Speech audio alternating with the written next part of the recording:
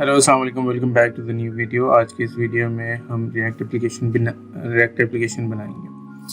तो react application बनाने के लिए सबसे पहले आपने क्या कर लेना है, आपके सिस्टम में Node.js इंस्टॉल होना चाहिए।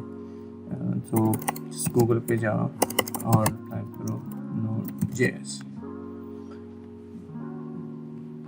ये जो फर्स्ट लिंक आएगा यहाँ से आप डाउनलोड कर लो नोड का करंट वर्जन 16.15.5 और जब ये इंस्टॉल कर लो, इंस्टॉल करने के बाद open cmd,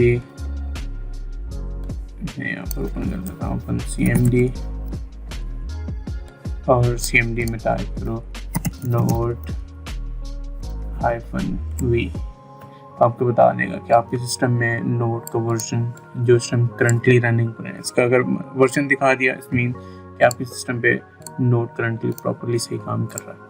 okay, node install हो जाए, आप जहाँ पर आपने रिएक्ट एप्लीकेशन क्रिएट करनी है वहाँ जाए, सिंपल टर्मिनल ओपन करें उस फोल्डर के अंदर या cmd ओपन करें सेम फोल्डर के अंदर।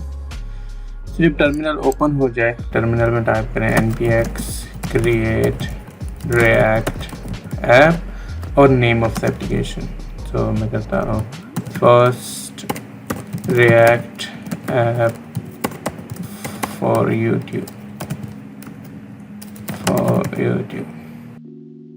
जैसे आप इस कमांड को रन करेंगे, आपका सिस्टम रिएक्ट ऐप क्रिएट करना स्टार्ट कर देगा। It will take a little time. सो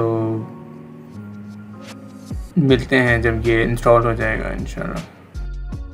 हमारी रिएक्ट ऐप इंस्टॉल हो गई है। So see you in the next video में हम फोल्डर स्ट्रक्चर पर बात करेंगे।